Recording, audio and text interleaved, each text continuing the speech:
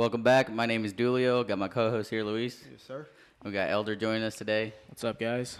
So we haven't been posting in a little while. Been kind of busy, but I think this is a great opportunity to kind of introduce ourselves. I don't think we've had a real chance to do that since the beginning of the podcast, really. But I'm sure a lot of people who listen to us there know who we are. Yep.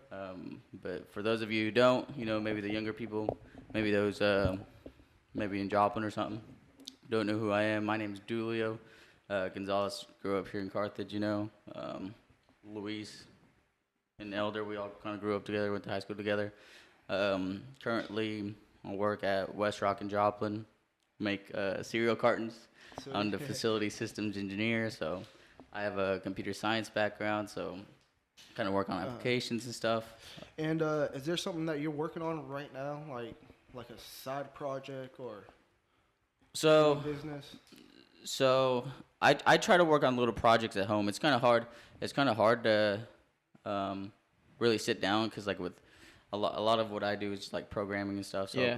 so you have to sit down and kind of get into this flow, into this like concentrated state, and I find it difficult because I either get on my phone or I'm on the computer, so I I get a random thought about maybe shoes I want to buy, or maybe or maybe like some sports game going on or something. Random ads pop up. Yeah, something, and I'll just get distracted and Yeah. go Google search something, and then I'm like, shit, well, I just spent 20 minutes on not working, and it like breaks my concentration flow. Yeah. And I'm sure you guys can relate to like working on yeah. anything, like I don't know, sure. like reading or Yeah. being in like a concentrated like state of mind. And Is to me, I think it's like especially reading because like I'll probably read like 2-3 lines and I'll be like, what the fuck did I just do? But it's been hard. But you Luis, how about you let the people know a little bit about yourself, bro? well, as you guys know, my name is Luis Reyes. Just another person that's trying to look for success. I like to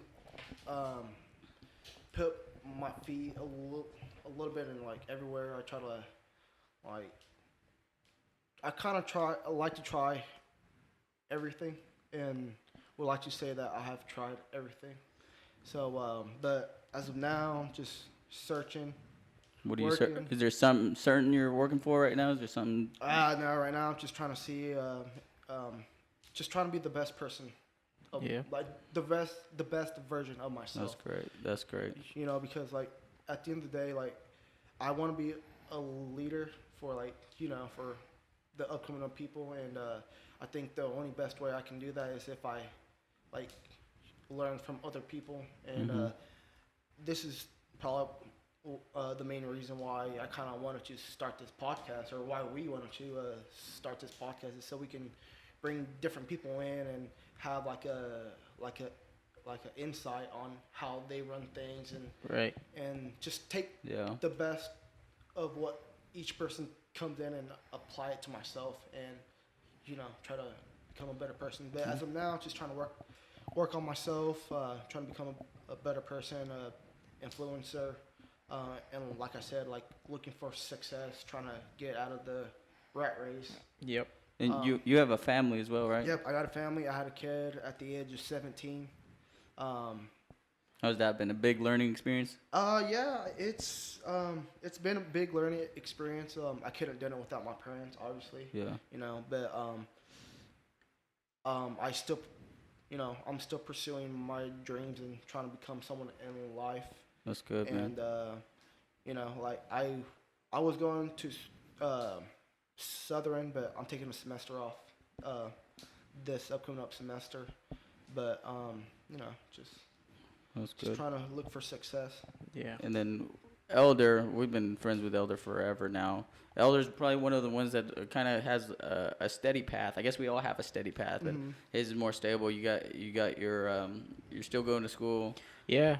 Got about a year and a half or anything like something like that to finish the degree. But I guess the most exciting thing is I just got the teaching job at the junior high. Heck yeah.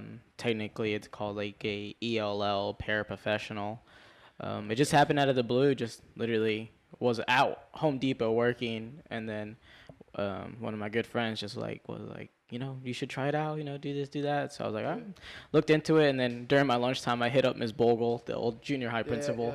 I was like, hey, Ms. Bogle, can you tell me some information about this? And the conversation went well, and she was like, if you want the job, honey, it's yours. And that's how I got it. And this whole week I've just been going through meetings and a lot of boring stuff, honestly, just protocol stuff. But Monday we start the school year, so I'll be doing that for this semester.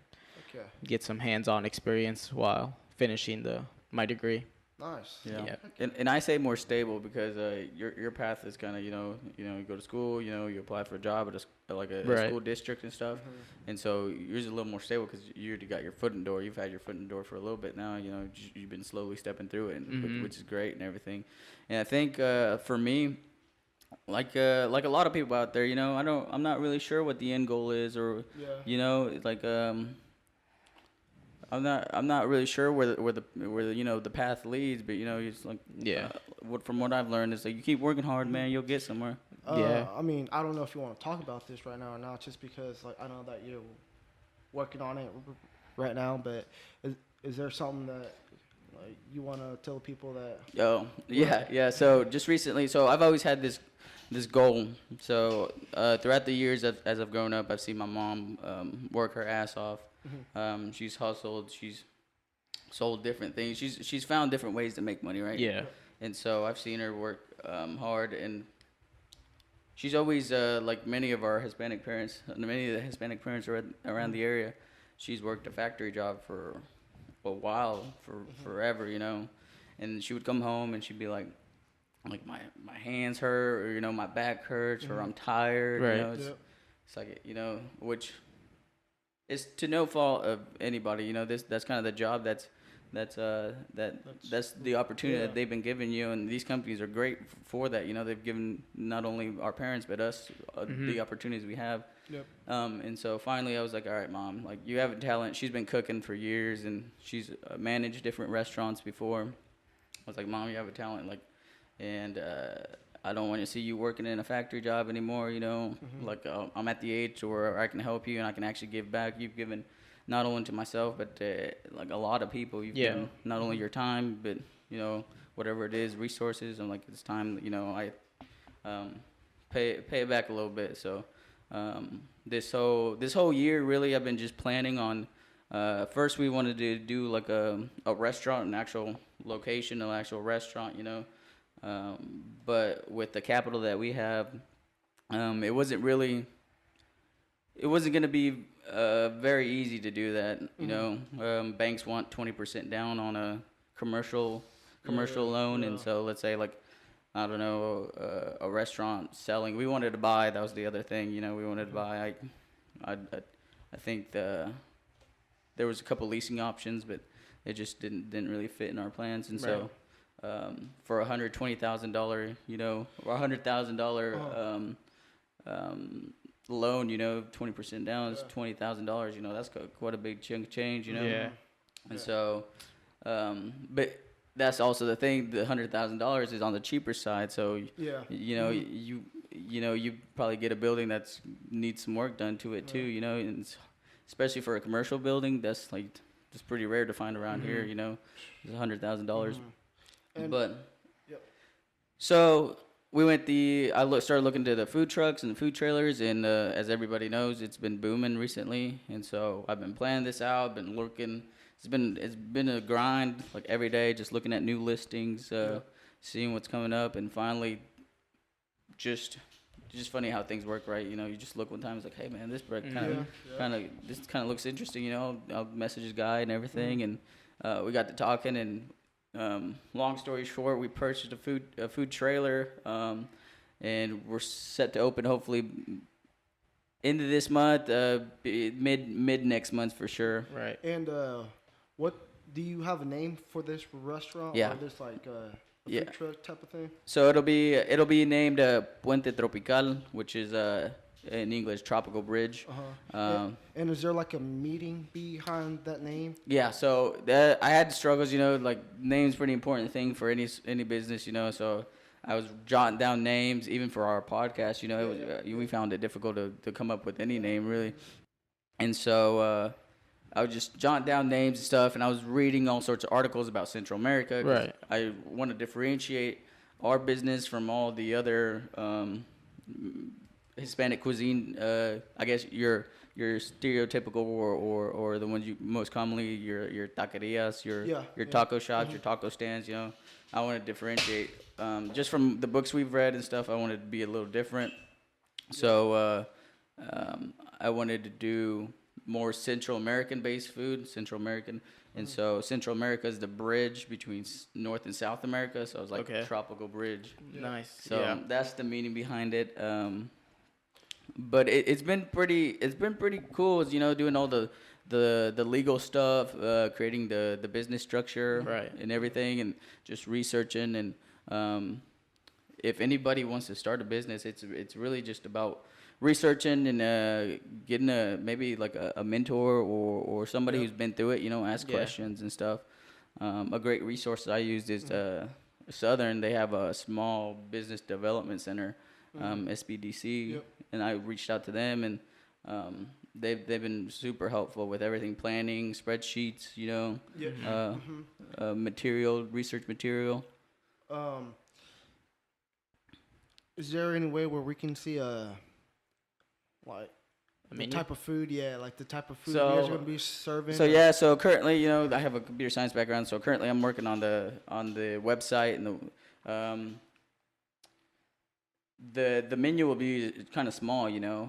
I'm thinking like 5 items or something. So I'm not sure if anybody listening is familiar, but I'm sure a lot of them garnachas. So garnachas is pretty much where they are. No. Those smack. So so little tortilla circles with meat and tomato sauce and like a cabbage kind of salad on top. And those tortilla circles are like small. So just like the audience that hasn't had them, like they're about maybe the size of your palm or even smaller than that, I guess. A little bigger than a $50. Yeah. A little bigger than a $50, and they're fried, man. So they're Yeah. like nice and crunchy, and they're super good. So we're gonna have that, and just your normal. My mom currently hustles at home like that, and so she has tostadas and stuff. So chicken. I guess you would say like chicken salad tostadas, and like vegetable tostadas, and then the big one. The more popular one would probably be the raspados or the granizadas, Granizadas, which are shaved ice. Shaved ice Yeah. treats, pretty much. And my mom, the cool thing about my mom is she makes all the syrups from scratch. So Oh, really? She makes it all? She makes them all from scratch. Yeah, she cooks. She cooks the milk evaporated and Oh, wow. condensated milk and everything. And Yeah, that's and cool. would you say that your mom is known for the granizadas? so a lot of people know my mom's name's Francisca. They call her Chica. She's been selling food forever. She's been at the soccer fields back in Jasper. She's had I remember. she's had restaurants before. That's where we were all running around the soccer field. Literally. And then so she's well known around the area. She does quesadillas, which there's double meaning quesadillas. It's a cornbread essentially.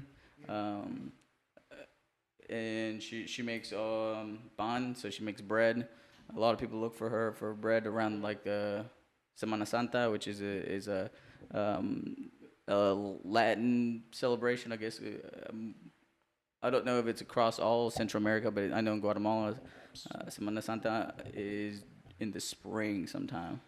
So like Semana Santa, I think it's like a religion thing. It's supposed like whenever Jesus It's Holy Week. arise Holy from Week. his something like that. But yeah, so she makes bread and stuff. So so we're excited. I'm excited. It's gonna be my first. It's so. Dude, I'm excited for you. You know, just because you know, I mean, I haven't really seen like a young Hispanic our age around here, you know, really start something like that. And especially since we don't have like we didn't really have the money and the resource, and like, you know, like, you're doing it without like, you know, you're doing it like pretty much all by yourself, like just like blindly without really knowing much. And for me, that's exciting because like it motivates me, and it also like hopefully it should motivate other A people. lot more people. Yeah. And- No, definitely. It's been a great experience. Like, it's definitely not easy, you know. And it really hasn't really started, you know. Yeah. Like I've been telling, it's a plan and this idea until you actually, you know, spend the money until you actually get the thing. So as soon as we got that food trailer, I'm like, all right, it's real, you know. It's time. It's time. I got to put the real work Have in you now. thought about, like, you know, Carthage is well known for the new tradition that came up like a couple years ago with Food Truck Friday. Oh, Have you yeah. thought about putting the truck up there, or do you know like the process of what you would have to do in a sense to get that? I'm not sure you have to get like a license to be able to sell at the park. So if this is what I've heard. I don't know how true this is. You don't need a. So essentially, if you have like a food truck, like you pretty much already have all your license and, Right. and stuff. So I think they said that if you want to get a spot at the food truck, it's like $300 or $500 just to park your car there. But I mean, Possibly. you make your money back. Oh no, you know definitely. what I'm Yeah, saying? yeah. Possibly, yeah. I know there's an application process to it. Yeah. So you fill out an application and stuff, and I'm sure, depending on Have what you your thought food about is that, and- like putting it up there? Yeah, definitely. I think where I'm more because it's really a business for my mom. You know, I'm Yeah. gonna be helping her as much as I can. I think I'm gonna leverage my technology knowledge to kind of differentiate ourselves from all the other food businesses. But no, definitely. I think we're gonna be at Food Truck Friday. I'm not sure what the process is, whether you can be there every week or every month or anything. But Because I know we got one more left in the summer. I think we have one more. yeah, and so then we it's probably the will make last it one. for that one. I don't know. Who knows? We might. I don't know. I'll That'd be cool. yeah. And you got to get that running because I already promised my players. And, I was telling him about it that my players we're going to that Jeff City tournament this year. We didn't go to it last year. So, you know, Carthage has never won it, and you know, I'm really close with my guys, and they put me in a group chat and they're like, you know, what are you gonna do if we win this tournament for you? And I was like, man, I'll take you all to eat. And they're like, all right, bet, where? And I mentioned Doña Chica, and they were like, oh yeah, let's do it. So I told Dulio, I was like, you got to get that going, because that's where I'm planning on taking all my players. It's a win-win situation. I appreciate Yeah, that, brother. get yeah. some business out for him, and then a Yeah. little discount from Dulio. We'll see. I'll charge you double, bro. What you mean? Charge double per player.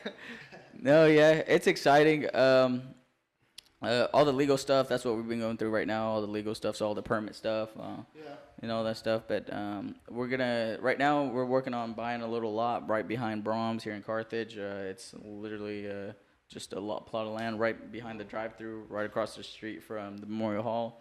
That's probably where it would be if you drive by there. I'm sure you'll see the trailer there. But other than that, yeah, that's really I guess my first really business experience and business venture. I want to dive into real estate. I want to see what that is. I've been talking to everybody. If somebody's interested in real estate, let me know. Hey, get a hold of me. I'm really going to be working for that here beginning of next year. Another, I don't know, other business ventures. Website development, it's web application development. Right.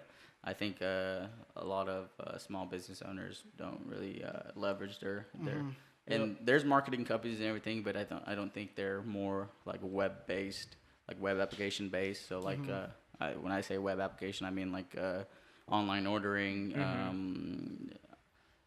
let's say customer reward systems,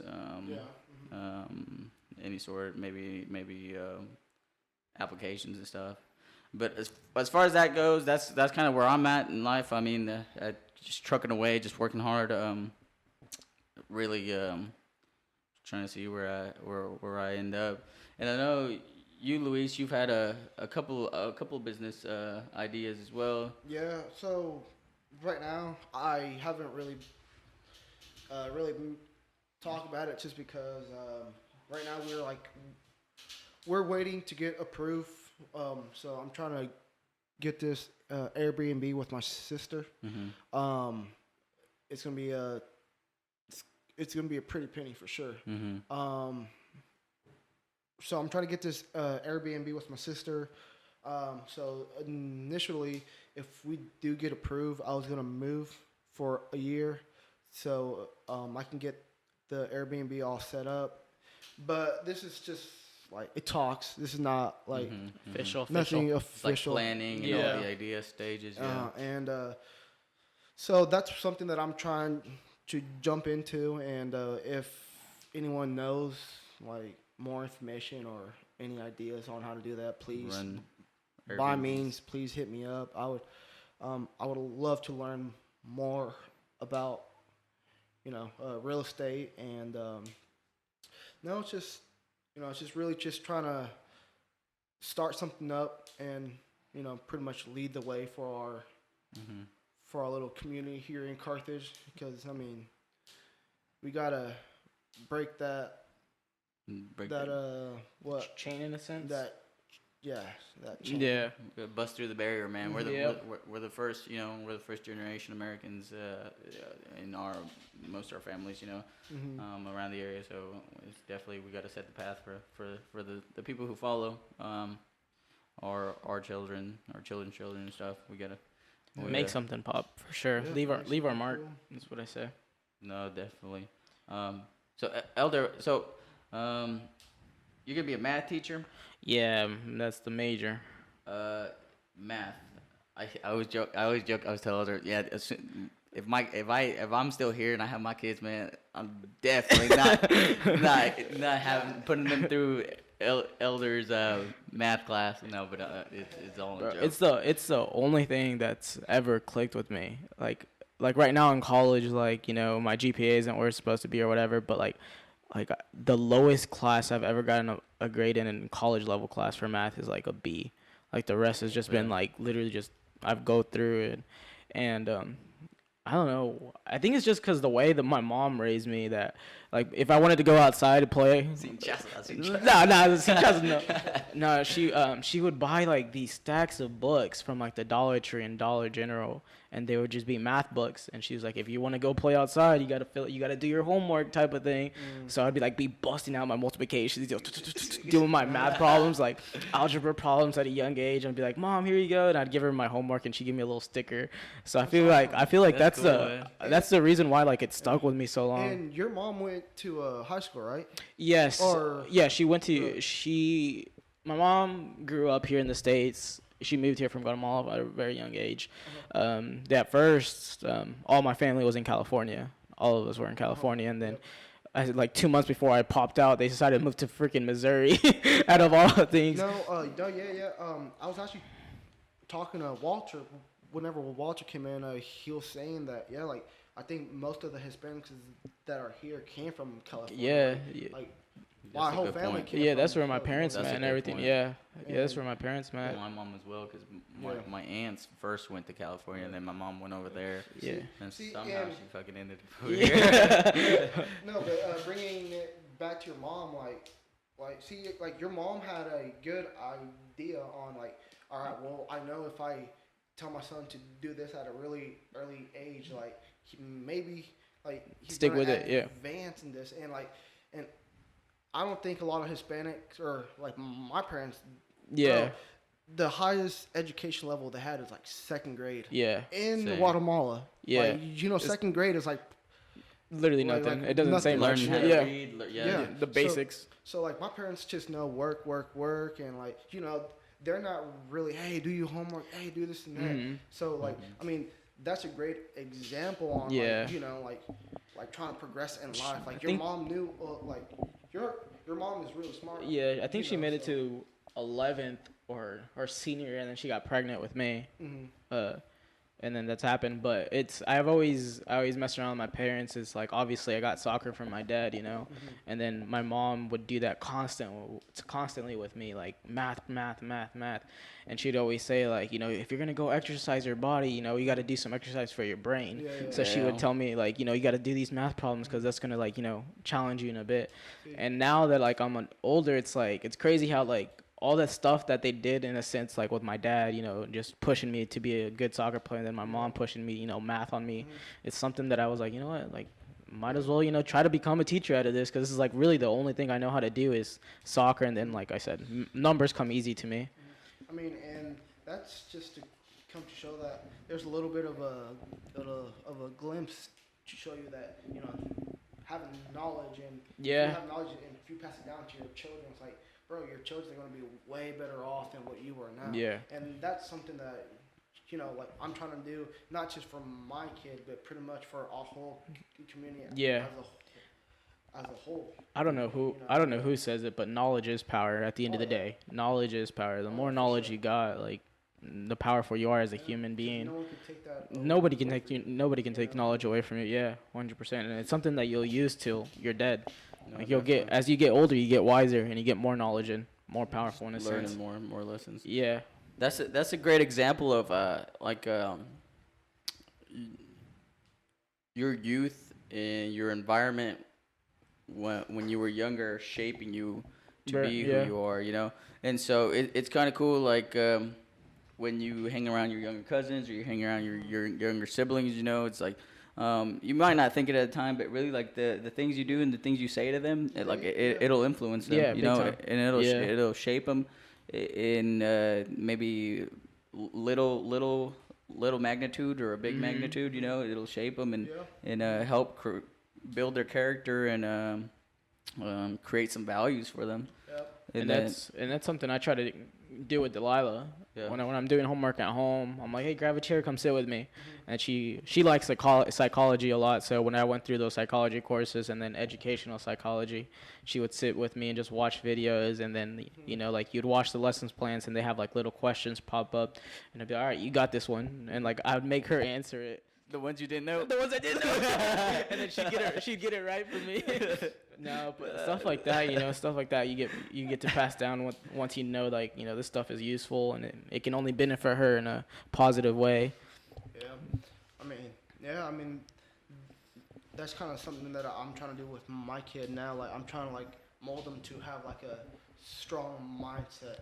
I feel like as soon as you got that strong mindset, like, no one's going to be able to, like, break you down as freaking as easy as if you didn't, like, I saw this one post, or it was a meme, and it said, people think that they can hurt me with their words, but they don't know how hard it was whenever your own father was like, chingado. Yeah.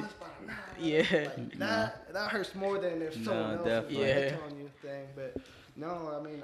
It's funny you say that because the other day, like, Jasmine and I were messing with Delilah, and we're like, we bully Delilah a lot. And then Jasmine was like, if you're able to take our bullying, then you won't be able to succeed in the world because you won't be able to take anyone else's shit. It cracked me up, and I was like, you got a point there, I mean, but you can't overdo it. Yeah. Beat down on Crush 'em, you know what I'm saying? Yeah. Crush 'em. But now, I mean, I feel like this is the start of something new in the future. Yeah. Because. And we're all like freaking not even mid-20s yet. No. We're all young. Yeah. I mean, I'm 22 in October. You're 24 now. 24 here in March. Yep, in March. And then, 23 in December. yeah, we're little babies. We are little kids, man. We haven't experienced so much, but that's also the beauty of it. That's we can take risks, and we'll be all right. And shoot, we're just now starting really our careers or really our adulthood. Yeah. I guess I've already been in adulthood for a while, Yeah. and I feel like I've grown as a person. I've matured a little bit. I still have my moments. I'm still goofy as hell. Still. You got the right. Ain't nothing wrong with that, though. Ain't nothing wrong with that, Still being dumb sometimes, but that's You gotta part let loose sometimes. You gotta have some fun. that's part of it. Yeah. I mean, the last question I really have for you guys is, who's the person that really inspired you to, to push like, man, I just lost just to Excel in a sense, like Like, try to yeah, push like, through. Like to- motivation, to not be satisfied on where you are, to succeed Yeah. more than where we're at now. Like, who was that one person, or how did you guys like? I would say I have multiple. I have, thankfully, I have my dad. I love my pops big time. Anybody that knows me knows that I have a strong bond in a big family, and my family always supports me through almost everything I do. And having them as a, as a pillar or someone just to pick me up, that's nice. But not to be, cheesy or anything, but Dulio's helped me a lot, big time. Whenever I was just being dumb, I guess, and just like low self-esteem a couple years ago or whatever, like this dude, we would talk all the time, we read books together, and just really helped change my mindset from, like if you don't want to be sad, then don't be sad, type of thing. And if you want to be strong, then be strong, like put action into it. And I guess Dulio really did help me mold this type of discipline in my head that I have right now, that's just like, you can only control so much in your life, but like you can control what you can do, not what other people do around you and stuff like that. And makes me feel more confident in a sense, just because I have more knowledge, in simple stuff like the stock market, how to control my money, stuff like that. But I guess Dulio really did open the doors for that and really helped me find, not my potential, because I haven't reached my potential yet. I'm still very young, but I'm on the right path in my mind. Like I'm doing stuff right. And a book that we read, people say, oh, you got lucky. You got lucky because you got that job. But in reality, it's like, if you put in the work, the more luck comes your way, in a sense. And that's something that, like that quote from that book, I think it was a 10X rule that we read, that, the more work you do, the luckier you get, in a sense, in other people's eyes. But yeah, that would be my answer. I think those people that said that, oh, you're lucky or yeah, this and that, I think those just are the people that are hating on you, but they don't want to say yeah, they're hating on you. yeah. You know what I'm saying? Yeah. But And I appreciate that, man. No, I'll yeah. be expecting a check later on in life for those teachings. No, This guy. no, yeah, dude. I appreciate you because through you, and I appreciate you, Luis, because this whole year, I think before this year started, we all talked about it, and I was like, hey, this year is gonna be for me like a year of growth, Yeah. a year of just work, a year of self-development, really. Yeah. I was like, I'm really set on this goal of, just working hard and seeing where I end up, and it's been great because I've had you guys to keep me accountable in a way, in a sense, and kind of to answer your question, Luis, my parents, my mom, I think, my mom's the bigger one. My dad's always shown me to work hard, and for the people that don't know, it's my stepdad, he raised me since I was 3 years old. My biological dad, he left my mom and I when I was about like 2, and then my stepdad came into the picture, and he raised me. I call him my dad because he's my dad. He raised me, for sure. He's taught me everything I know, and so he's been a great role model for me, just to work hard. He doesn't complain, he's always working, when I was growing up, I didn't get to see him much because he was even working all the time. And my mom as well, she was in the restaurant all the time. Right. She was working, so she's both of them have shown me what work is, and the sacrifices that it Right. take. And some people, I think like maybe don't see it that way. It's like, for instance, my parents, throughout all of high school, they maybe gone through maybe 5 games, Oh yeah. Yeah. and so like, and I didn't, I wasn't upset, I knew that they were doing their thing, they were working, I understood that, and I think that's pretty big for somebody to realize that, because I was like, man, they're working, essentially for me, to give me and my family members a better life and stuff. So they've really shown me. It's probably my mom more just because I've seen her. She's been she works like at home. She cooks at home and stuff, and I've been at the restaurant. So Yeah. probably because I've actually seen her, busting her butt and working. But really, she's my inspiration. She's the reason I work so hard, because I'm like, if I'm not working harder than my mom, it's like, what am I doing? Yeah. I need to be working harder than her.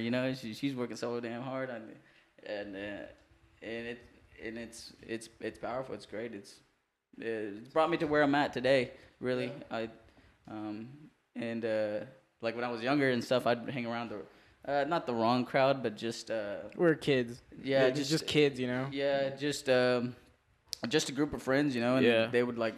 I think we were like 14, you know, like 15, like smoking marijuana, smoking weed and stuff.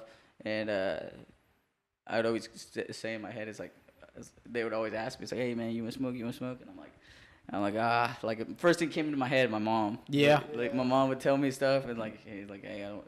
And then I had a lot of freedom, man. I'd be running around Carthage on my bike. You know, my parents would be at work. You know. Yeah.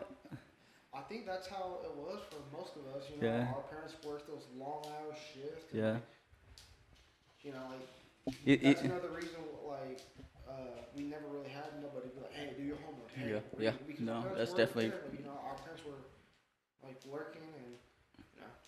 Yeah. That's all. Yeah, I remember. My mom would drop me off at the babysitter, and I would know because she would go to the bailes and stuff, and so she would drop me off at the babysitters, and I already knew, bro. So like the whole night, like I remember I would stay up all night. I don't know why. I was little, of course, but I would stay up all night just waiting for her, man. Yeah. Literally, I think she would go to work actually sometimes. But I would stay up all night, literally with the TV on. And as soon as I didn't feel comfortable going to bed by myself, and so as soon as like I would always check the window, I would always know what time she come. You know, she come in the mornings. I would check the window. I see her get out of the car, run over, shut the TV, shut the light off, and like pretend like I'm asleep. And then from there, I'd pass out. Yeah, when she picked me up, man. Nice. So no, that's definitely a good point though, because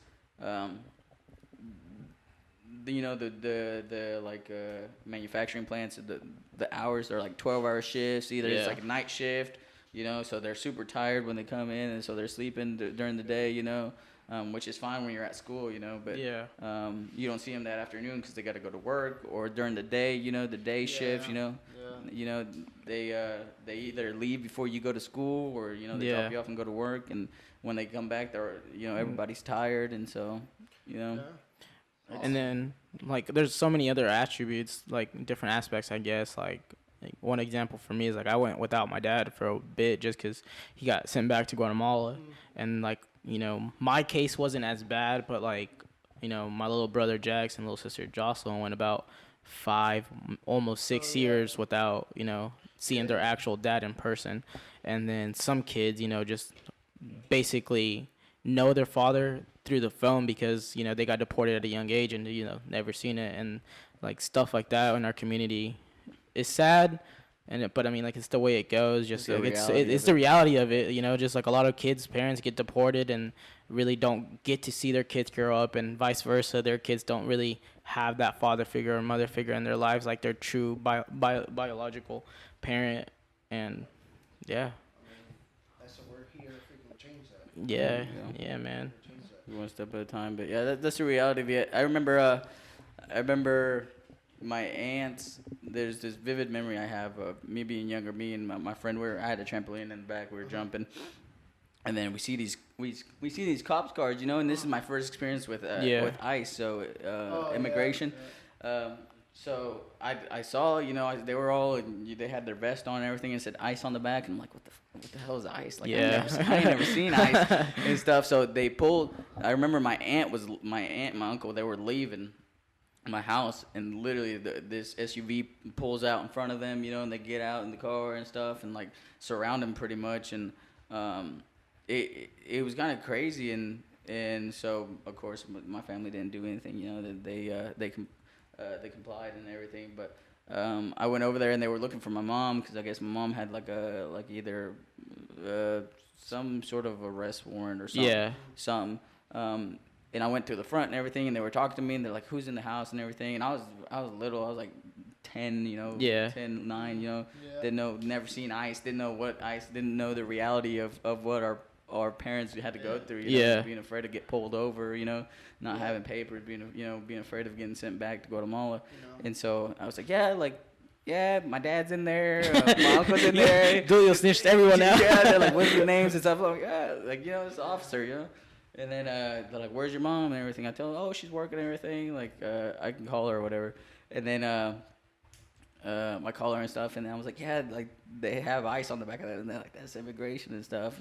And so of course they took her over there, but it was some sort of mistake or something. Yeah. She was filing for her residency, And just to kind of put it into perspective, I'm sure a lot of people listening, I'm sure we have a lot of Hispanic listeners, but it took my mom 10 years. Yeah. 10 years to get Yeah. a residency. 10 years. Imagine that, you go in, and she's been here for 20 years. Yeah.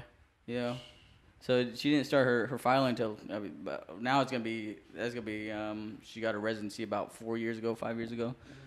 But to kind of put it into perspective, I have 3 older brothers, and I have 3 older brothers. One of them was here, was living in the United States, but my mom hadn't seen her sons for almost like 18 years. That's crazy. 18 years. Yeah.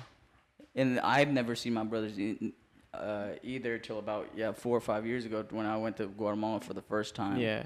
And yeah, could you imagine that? Like, not only for my brothers, you know, I technically grew up as a you know, an only child, you know, knowing of my brothers, never seen them.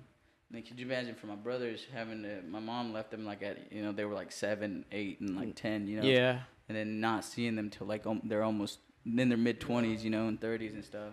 So it's just crazy. It's just the reality of it, you know. You really don't know how good you have it, you know. A lot of people don't, like myself, you know, everybody, you know. Right now with everything going on in other parts of the world and stuff, it's pretty crazy. But And like you said, like going back to your story about Iceman, like I remember exactly the day that my dad got sent back. I remember he called me, and, you know, my dad, I could hear it in his voice and everything, but he was like, in Spanish always, he's like, "Hey son, I'm gonna be gone for a while. I need you to step up and be the man of the house. I'm gonna be working like far away." He's like, "I just want to show you I want to tell you one thing, and that's don't cry in front of your mother." And like those were words that stuck to me as a kid because, like, you know, my mom would, like I said about the homework thing and going outside, so I would want to go play outside in the back, and then I would tell her, "Hey mom, I'm gonna go play some soccer in the back," but in reality I'd go hide in the back of the shed and cry because I missed my father for like a year and a half. But, you know, stuff like that just really does scar you. And I was only like 6, it's like 6 or 5, and my little sister Jasmine was like a baby, and yeah, and then we went to go visit him, but it's crazy. And then Guatemala is a whole different aspect, man. Like, I thought, you know, we were poor here, but in reality, living over there with my grandparents and like having to take a shower out of a bucket type of thing, it's crazy. so you've gone to Guatemala? Yeah, I went when my dad got deported. We went to go visit him over there for like, you know, 3-4 weeks and stuff like that, almost a month. So I was over there. My freaking grandparents put me to work over there as a kid. Yeah. They put me to work. They put me to work. My grandmother over there has a shop, and yeah, and, you know, anybody that knows me knows that I used to be a big Hot Cheeto fan, fanatic. So I used to. I really don't eat them anymore, but I would like take her I would take her like Hispanic chips, you know. And then at the time, she started getting pissed because I started fucking up her inventory. So she was like, "Mijo, te voy a poner a trabajar con el vecino with the restaurant." So she'd make me pay for my chips, and I was staying at her house, bro. Oh yeah. But yeah, that's funny. Something I remember vividly. But yeah, my experience in Guatemala was awesome. It was amazing. I loved it. It was life changing. Opened my eyes. I was a little picky, spoiled brat. Not as bad, but as soon as I came back, I'm like, all right, well, you know, it's, you know. You were more appreciative. Oh Yeah. yeah, definitely. You know, I used to complain about mom putting freaking tomato sauce on I don't know, my rice or something. You know, I used to complain like, I don't want to eat this. You know, it's like, yeah, it's like, dude, the hell are you? Yeah, I came back, I'm like, the fuck kind of. please put tomato sauce on my rice. Yeah. Extra sauce on that thing. And when I had that plan too, because I knew it was gonna be different, and I was like, all right, mom, like when we get there, you know, I want to eat, you know, because I also didn't want to seem like I was spoiled, you know, because I didn't, you know, doesn't really sit right. And so I was like, Mom, I'm going to eat everything, you know. If we're going to eat turtle, I'm going to eat turtle, you know. If we're going to eat iguana, I'm going to eat iguana. I never did that. I tried it, and I was like, all right, I can't. I'm eating turtle. I'm like, I can't. I refused as a kid. I couldn't. I couldn't. A freaking pig over there, bro. I was sick for a whole week, bro. I got food poisoning. Yeah. A pig? Yeah. It was so, I mean, I don't know, dude. Like, I was laying in bed for a whole week, and like, I was So I was in Guatemala for 2 weeks, but for that first week, bro, I was just literally laying in the freaking bed. I didn't enjoy nothing. Yeah. I was Wow. just laying. No, I was eating everything, man. I was the street food, man. The street food was amazing. Oh, I did get sick on the way back, but that's the story. We can get into that here in a little bit. No, But bro, the I str- refused to as a kid. My grandfather would just laugh at me, but I refused. I was like, I can't do that. Nope. I had it. My brother, they roasted it pretty much on coals and stuff. They put it on coals and roasted it and Yeah. stuff, and they'd like pull out the leg and stuff and get the meat off it. And I tried a little piece, and I was like, it was just weird, you know. I was weirded out because I was eating turtle. I'm like, fuck. Like I Yeah. told myself I'd eat everything, but this, you know, this is pushing it a little bit. This is pushing it a little bit. As far as extreme food, so this is pretty common. I didn't really know, but they make like almost like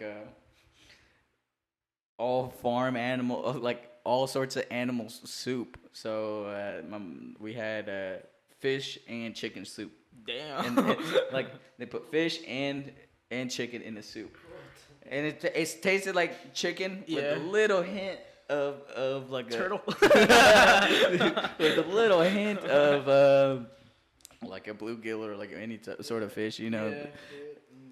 I It- think with me, I don't know, like one of the exotic food that my family made down there was like iguanas. Yeah. Something like that, bro. You going stew? I think my mistake was like I would ask, and they would be like, you know, it's gonna be good, you know, you're gonna like it, and I'd be like, no, I want to know what it is, type of thing, and then they would tell me, and I'd be like, hell no.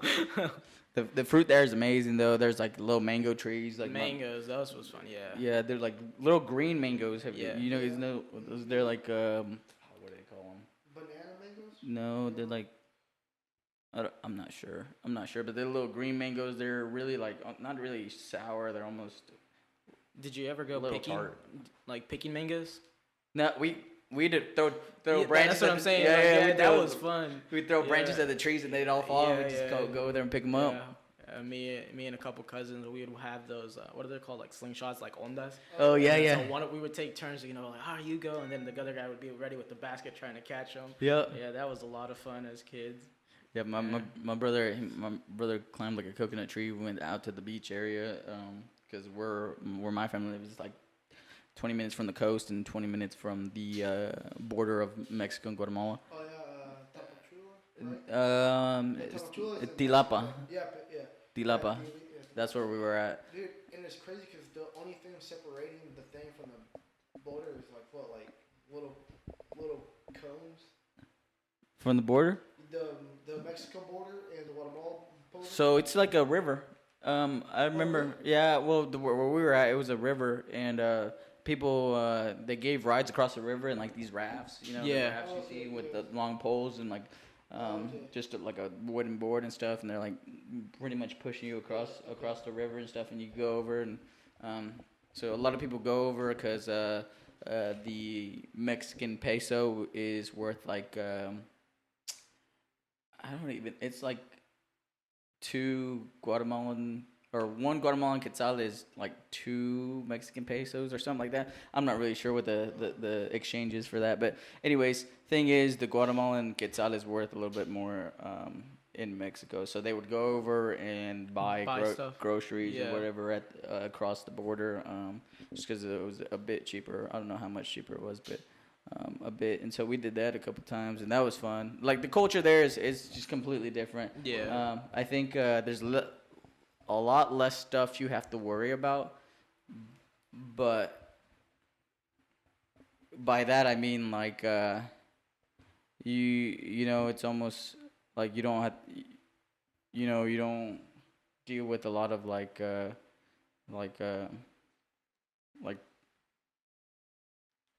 bills. yeah, bills in a sense. You know, a lot of people cut their wood and stuff, and They make their own. Like, I feel like in Guatemala, like, I feel like the community is their own enforcement. mhm. Like, What do you mean? so where I was at, like, if there would be some guy that's like stealing from different houses or he's like touching like other like little kids and whatnot, that like that community take um, would take that responsibility on them to Like make justice, sure justice in their own hands. yeah, and they're like own because in reality Guatemala is kind of Corrupted. there's no Yeah. really laws, so pretty that's something that I like about it over there is that you know like that own little community will take matters in their own hands and get the thing figured out. One of the reasons why I'm scared to go back just because, like you said, they do take justice into their own hands, and where my family like lives over there, like they have a gang there, Oh yeah. and then everybody pays a certain type of tax To Bro. get passed through that. That- election. and protection. Oh. Like you're basically, that tax is saying like to the gang, like, thank you for protecting our community, thanks, whatever, blah blah blah. But like, without getting into major details, like one of my uncles got murdered by the gang because they opted his tax a lot because he had like a successful month, and like he refused to pay, and like they take that shit serious, like big time.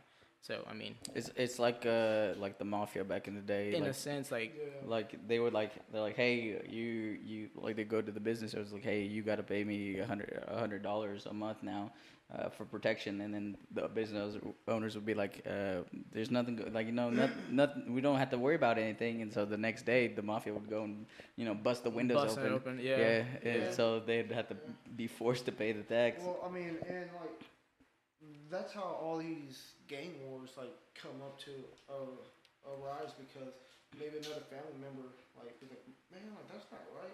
Well, Yeah. I'm gonna form my own little group so we can have protection for like our little Yeah. community. And like you know how that goes. Yeah, You know, that's how it they is in fight that blood barrio. with blood, and it's a never-ending cycle.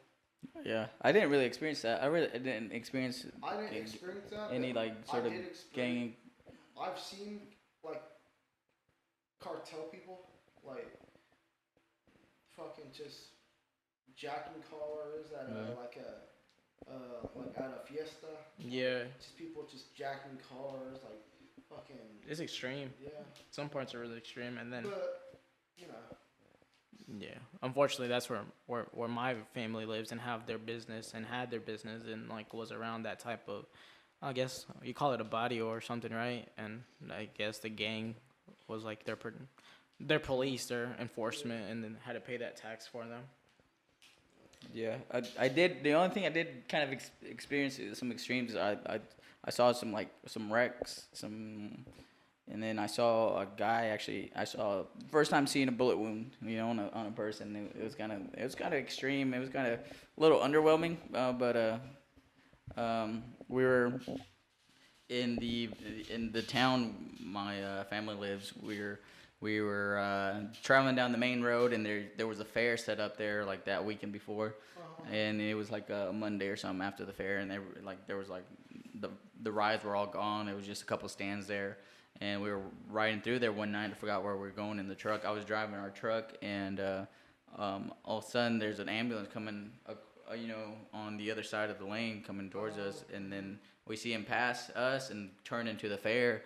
And my brother's like, he's like, turn around, go around the block, park, let's see what's going on. So I, go around the block, park and everything. We see the people gathered around, and over there, it's a little different. The culture's there different. Like if there's people like injured or something, a lot of people record it, take pictures and stuff. Yeah. They'll post it on social media. It's a little more graphic, but so we go over there, and there's like one of those white lawn chairs or white chairs. There's a guy sitting in it, and luckily, well, not luckily, he was sitting in it fine. He was freaking out. He's breathing hard, and then they pull his shirt off. The ambulance got up, pull his shirt up.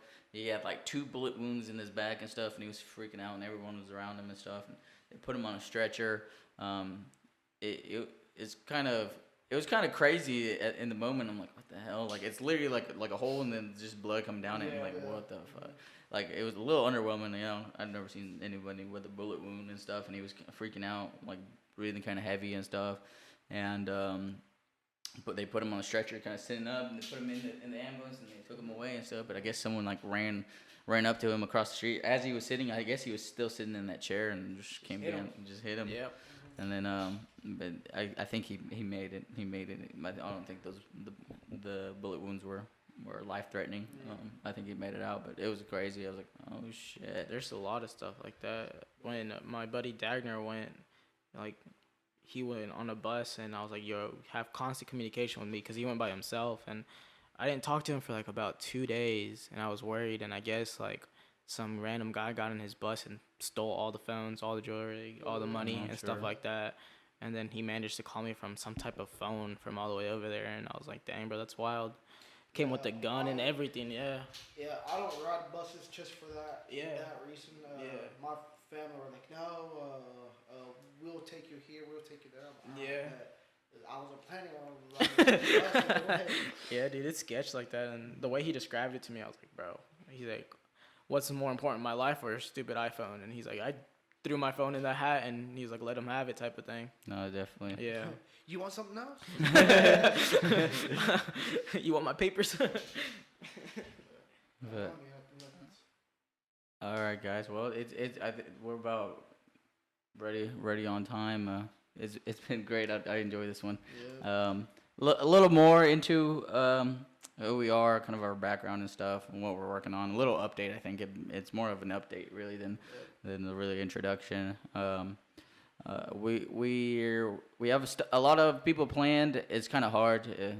Luis and I have our own schedules, different schedules. It's kind of hard to line something up like this. But some exciting people to come. Definitely stay tuned. We're excited. It's gonna be a great end of the year, I feel like, for us. And I feel like if you guys have like any, something to talk about and you want to share with people, by means hit us up. Let us know like what you want to talk about, and we would more than happy to have you guys to come in and talk about it, because we're just here to progress in life, and I feel like we can progress together. yes, sir. Well put. All right, that's gonna be it for today. Thanks.